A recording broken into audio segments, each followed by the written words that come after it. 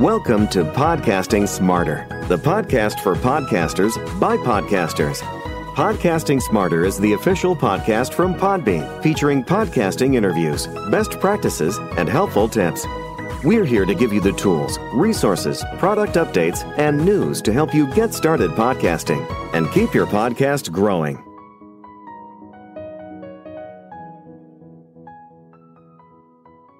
In terms of synergy, I also want to chat a little bit about how you've utilized the podcast in terms of integrating 200 Voices into the RNLI's broader marketing strategy for the 200th year anniversary of the organization. The overall strategy in terms of content for our 200th was to commemorate, celebrate, and inspire, which is looking back at our past and recognizing that and thanking everyone that's made it possible for the RNLI to stay afloat for 200 years, celebrate who we are today, the fact that there's all these amazing different ways that we save lives and we're a sort of modern world-class life-saving service, but also inspire the future. We knew that the podcast needed to be amongst many other channels doing those things. And in terms of how it fits into the sort of ecosystem, if you like, of that strategy, as well as the streaming sites and the brilliant distribution that Podbean provides, the embedded player has actually been really important, because within that kind of strategy, we've made sure there's a heavy web presence for this podcast. Every episode has a web page, and there's a landing page for 200 Voices, rnli.org/200 Voices, that has a list, a search function, featured episodes, the latest episodes. You click in, you go to a page. It gives you that embedded player so you can listen to it however you want, and we can keep tracking those listens. But also you get an image and you get some copy, you get the description, and we link around our website. There's ways to link to those episodes. So our email that goes to all our opted-in supporters now and then will link to an individual episode. Some of our social media will link to those. Sometimes they'll encourage people to listen on their chosen platform. Other times it will point to the website, because there'll be something on that site that adds value. For example, with one of our later episodes was about the colorization of some images from our archive, some very old photos. And to really bring that to life, it helped as you listened to the podcast to be able to see having that web page was really important. Yeah, a kind of content hub, if you like, within that overall strategy has been really important. But also there's been the opportunity to do retrospective things. So we've been able to go back and look at episodes that in the greater scheme of things link together. For just to give you one example, in 1981, there was a tragedy in which a whole lifeboat crew was lost, going to the aid of a cargo vessel off the coast of Cornwall. And there were several episodes that mentioned that inevitably, because it's a hugely tragic event in the RNLI's history, but also a story of hope, because we spoke, for example, to the widow of one of the crew who since then has fundraised a whole life and represented the RNLI at the Queen's funeral. And going back and linking those episodes together through the website's been really important, and hopefully a really important experience for people. But also going forwards, International Women's Day, we've been able to create playlists for days like that, where we've been able to pick out those episodes of our women in search and rescue, our women who have been involved in engineering our amazing lifeboats and helping the RNLI take huge leaps forward in innovation and sustainability. Yeah, I hope that answers your question. There's a myriad of ways, really. Yeah, absolutely. You guys are hosted with Podbean, of course. That's why we're having this conversation today. But also, I love our embeddable player. I can nerd out about that like all day, every day. We could do a full hour just on the embeddable player. I love it. And I think it's something, like you were saying, it really allows, like, you guys are very ambitious in having a specific website that you guys host for webpage for every single episode. You can embed that episode, have photos, have the, more of the story, have follow up, all of that. And with our embeddable player, you can also create customized playlists, right? So you're going to tag women in search and rescue, and then you can create those customized playlists via the embeddable player. So that makes a lot of sense as well. You had mentioned how the podcast works within your overall marketing and the strategy around the 200-year anniversary, but In terms of the insights you guys have gotten in relation to the other marketing channels that you have, can you tell us a little bit about how the podcast complements your digital strategy, your newsletter, social media, and even the magazine you put out, that kind of thing as well? I think the magazine's a great example because two things. One is efficiency. So one of the great things I think about doing a podcast is you can transcribe it and use it in a print interview. And that's what we've done, both as a teaser for the podcast, but also in some cases, working also as a standalone article. Also, we videoed a lot of our podcasts. So not all of them, because I think for most people, when don't have a camera trained on them, they talk, I don't know if you agree, Dan, but they talk to you in a very different way. Someone hasn't got a lens on them. If you're just leaving something rolling and having a chat with them, you get something really quite different. But we did speak, especially the high profile people, we did speak to people who were really comfortable in front of the camera. And that meant that, again, in terms of content efficiencies, you are getting social media content that can work standalone or can, again, act as a teaser for the podcast. And yeah, I think those efficiencies as a charity, again, I keep saying it, but they're so important that if you are going to invest in something, making sure that you're squeezing the value out of that time that you spend. The reason I refer to, the camera examples is because Dan, very much the overwhelming large amount of work when it comes to interviews, but there were some where people wanted to be interviewed in person, or actually they were local to where the RNLI support centre is based on the south coast of England, so it made sense actually to interview them.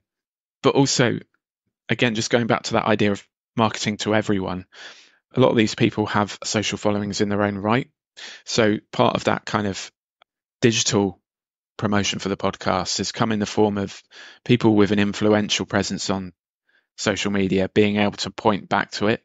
We've made sure for every episode we got a photograph and we gave it an orange wash and a treatment that gave it a consistent look and feel, and sized it appropriately for social and web. And that just meant that we could provide those for people and they could use it.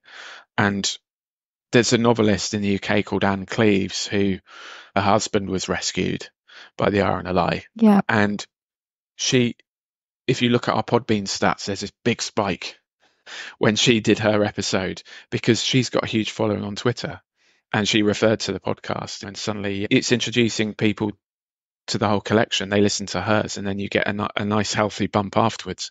Yeah, absolutely. And it's not just that one episode. Obviously, you're going to see the spike, but overall, that rising tide is going to lift all of the boats, right?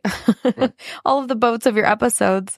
And speaking of the episodes, I want to talk a little bit more before we conclude about the impact and the overall contribution to the overall brand and the history and the anniversary. But next, I want to talk a little bit about episodes. So in terms of the episodes, we're going to play a clip from one of the episodes. But Rory, can you tell us a little bit of an intro? And then obviously it's picking your favorite, but I'd love to hear from both of you about maybe some standout episodes that you really loved. So tell us a little bit about the clip we're about to watch.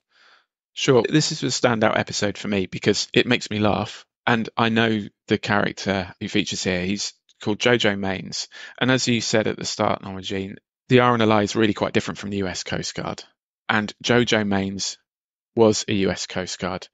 And whereas the RNLI's volunteers are focused on saving lives at sea and training for that and navigating and controlling lifeboats, obviously the remit of a US Coast Guard can be much broader than that. And it involves training and skills more akin to the military in the UK, at least. So here's a guy from that background who hears about an exchange program in the UK in which he could go and join the RNLI for a while. So, yeah, I hope you enjoy it. And then a couple months later, I get a phone call and it's an interview. And I'm like, interview for what? Because I had forgotten all about it. And they said, to go on the exchange program to the United Kingdom. So, why do you want to represent the U.S. Coast Guard in England? And I was like, oh, gosh.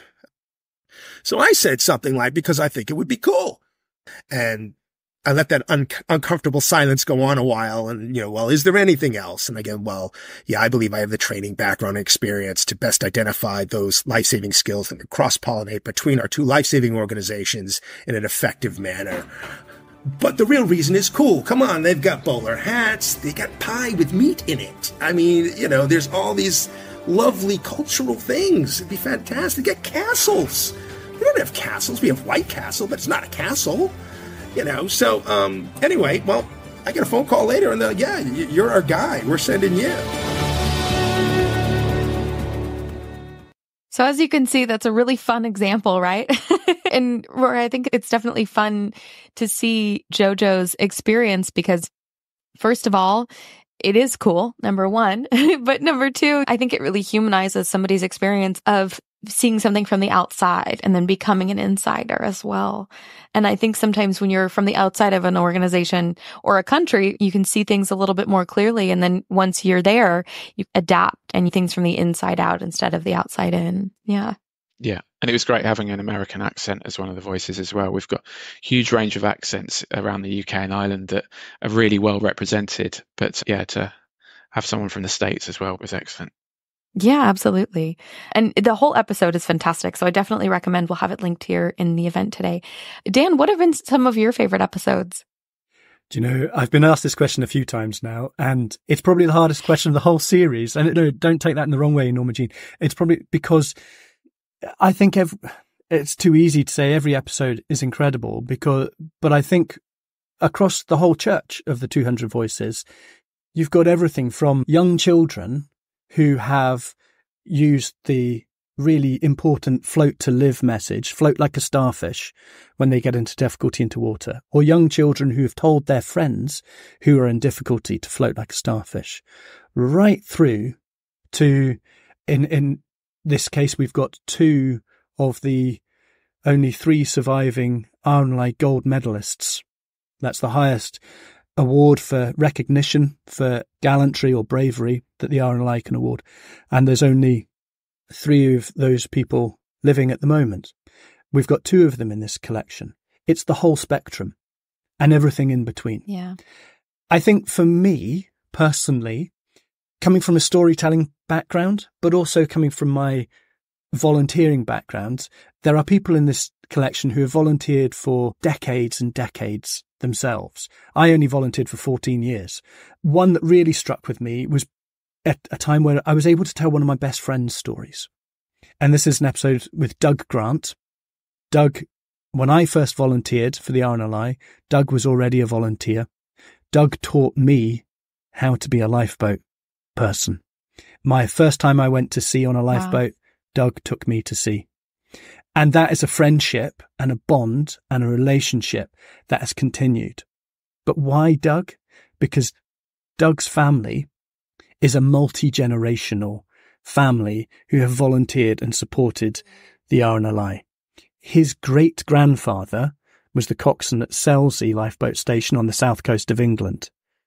His father followed in their footsteps and became the coxswain years later. Doug grew up as a young lad around the lifeboat station. He got out of school, jumped on his bike, and he was down the lifeboat station. When his dad's pager went off, or the maroons, which was the old way the lifeboat crews were called out, sort of pyrotechnics sent up to explode, he would chase his dad down there. In time, Doug became a volunteer and moved up to the Highlands of Scotland, which is where I'm based and how I met him. In time, Doug had his own children, and one of them is now a mechanic up at the Wick lifeboat station on the very north coast of Scotland by the Pentland Firth between the mainland and the Orkney Islands. The Grant family between them have volunteered continuously for 124 years. 124 years between Wild. 4 generations. And there are other stories like that too. But that was a very close friend. Yeah. So being able to tell my friend's story in the bigger picture, for the RNLI to trust us, me, to tell this story, for it to sit within that, is a great privilege. But you asked me to pick 1 out of 200. Tomorrow I could give you another one. There are, I'll be honest. I think they become part of you at some point, but I think being able to tell the story of the legacy of a friend who, whose family has been volunteering can contiguous for 124 years. That really stands out, especially as it's somebody, like you mentioned, is the first person to take you out in a lifeboat and train you as a volunteer. And now I understand why you said only 14 years. I was like, only, and I'm like, oh yeah, no, you're 110 years short. Sorry. No, honestly, absolutely. I could give you 200 examples of my favorites. It's being able to tell this story as part of the RNLI's brand, with the personal connection to this, as part of what is going to be, let's face it, a national celebration around the UK and Ireland, to be a part of that branded story that tells some of the greatest examples of humanity and compassion, and to put that into audio storytelling for a producer, it's just wonderful. Words don't really describe it, to be perfectly honest with you. No, absolutely. And I think it's one of those things where everybody's story is going to resonate with everyone, and everybody's going to have a story that stays with them. So it's definitely, or more than one, or all of them. But I think there's those ones that kind of stick with you and that you go back to and that you remember. And also, in terms of that remembrance, it really brings people into that relationship with the brand, right? And I don't mean to keep bringing it back to the brand, but it's also something where this is what the organization does. And it reminds people again of the purpose and why people volunteer and why people donate and why people show up, and why it's important, right? On so many levels. So I think that the podcast really helps translate that through the power of story and through the power of service in your circumstance of your favorite episode, Dan, or Rory, in terms of yours, in terms of the power of adventure, right? I think it's something where there's going to be one facet or value of the brand that's showcased through each episode that really sticks with people and reminds them why the organization's important and what's great about it. And at Podbean, we feel the same way about branded podcasting. It's about showcasing those values of your brand, being able to tell that story in a way where everybody can receive it and hear it or read it or absorb it the way that they can, to understand what the organization does, to understand the history, to understand the values of the RNLI. It's really interesting to hear, right? Like Dan was saying, in terms of that episode of that like contiguous family service to the RNLI for 124 years, right? When we're looking at something like that, right? Sometimes when somebody hears 124, they think, wow, 124. And sometimes they need to see it written down. They need to see 124. And I think it's the way that different people absorb information and understand the brand, understand the value. And some people are visual learners, some people are auditory learners. And the great thing about podcasting, which we've talked about today, is the fact that the emotion and the tone of people's voices and the intonation and the details of their story come across differently and come across in a very unique way as well. So in terms of some of the most effective techniques, I really love that you had said that earlier, and I didn't speak to that. But in terms of also, I want to lastly speak to you both about the success of the podcast, which we had talked about anecdotally, but in terms of the success of 200 Voices and how it's contributed to the history of the brand, can you both speak a little bit to that in terms of, because it like you were saying, Rory, in terms of the embeddable player and having this content as really an evergreen library of voices, of the stories. I'd love for you to speak about how it's really helping share the history of the organization and contribute to it. Yeah, of course. I think there's three things really. One is there's that daily excitement and delivery of having 100 episodes going from August 2023 to March 2024. Then there's the fact that beyond that, we've just had our anniversary and there's so much attention on the RNLI as a result. It's our second bite of the cherry for people to then delve into this collection. Yeah. And also there are things like national days that happened when the podcast wasn't being shared that give us an opportunity to then point back to it. Drowning Prevention Day is in July. So we can point to a playlist there that we wouldn't have been able to do the previous year. So there's that second opportunity, with the renewed interest in the RNLI on its 200th. So that's the second thing. The third thing is the oral history, the stuff we will have for hundreds of years to come. And Dan speaks very well about this. He was talking to me yesterday about it. He said something I hadn't thought of, that previously our audio archive was on tape. So all these old recordings need a lot of cleaning up and are in a bit of a state. But Dan, you were saying, weren't you, about how powerful it is that we've now got this digitized audio collection for the RNLI's archive. Absolutely. These audio stories are there now in perpetuity, in long form. Yeah. With every tear that was shed, every bit of emotion that was told in all these stories, every smile, every laugh, every kind of virtual remote hug that was told in these stories is now secure and safe in a digital audio format and can sit into the RNLI's archive, which is an absolute treasure trove of storytelling in its own right. But unlike photographs of old that Rory mentioned have been recolorized for the bicentenary, or old articles that might have been handwritten that you need to try and transcribe or reread, handwriting from 70 years ago, 100 years ago even, to be able to preserve somebody's voice is very different, because a voice is so special. It's so individual. Our voices are as unique as our fingerprints. And so to have that preserved in a format that won't degrade, that won't evolve, it's just there. You just got to go and listen to it. I think is very special. And for me, as a producer, that I think is one of the measures of success. I think stepping away from the branded corporate side of the RNLI, the measure of success for 200 Voices is the number of people who stop you or go, I heard that. What an incredible story. Yeah. Or I listened to this person. I never knew that about them.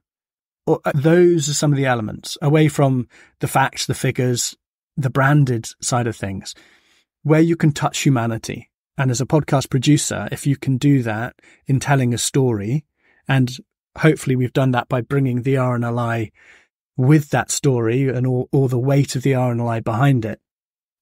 For me, that's a measure of success. Yeah, absolutely. That humanity meeting humanity is such an important, especially that's the value of the organization, right? So it really is on brand when you think about it. Yeah, it's just been such a pleasure to speak to you both today. So I'm going to read our brief outro and then we'll wrap up. Thank you everyone for joining us at Podcasting Smarter for this very special March live event, The Power of Branded Podcasts, Life-Saving Stories with the RNLI, where we've heard all about the branded podcast featuring 200 voices from the Royal Naval Lifeboat Institution, created to commemorate the RNLI's 200th year anniversary. We were joined today by Rory Stamp, the RNLI's Strategic Content Manager, and Dan Holland, the Director of Adventurous Audio, who worked to produce the show. For those of you who may be joining us for the first time, Podcasting Smarter has live stream sessions with top podcasters and industry experts. We also have exclusive recorded episodes on the Podcasting Smarter podcast, so make sure to check that out. And if you joined late today or you want to have another listen to this conversation, you can replay today's live event on Podbean's YouTube channel, and we'll have excerpts on our Podcasting Smarter podcast. This is just one of our live events, and we've got some really fun opportunities for you to join our community. We've just had the Podbean AI event on March 7th. So it's an incredible new feature here at Podbean. AI is the future. We're living in the future. So make sure you go back and check that out. And we have heaps more coming up in April. So stay tuned. Podcasting Smarter is brought to you by Podbean. We're a podcast hosting and monetizing platform and home to over 640,000 podcasts. To start your podcast, head over to podbean.com today. And of course, if you ever have any questions, you can email us at podcastingsmarter@podbean.com. Thank you so much for joining us, and stay tuned for more podcasting tips and best practices in the upcoming months. And thank you again, Rory and Dan, for joining us. Thanks so much, and happy podcasting, everyone. Thank you so much for joining us for this episode of Podcasting Smarter. If you have any podcasting questions or want to get in touch, send us an email at podcastingsmarter@podbean.com. Thanks so much, and happy podcasting.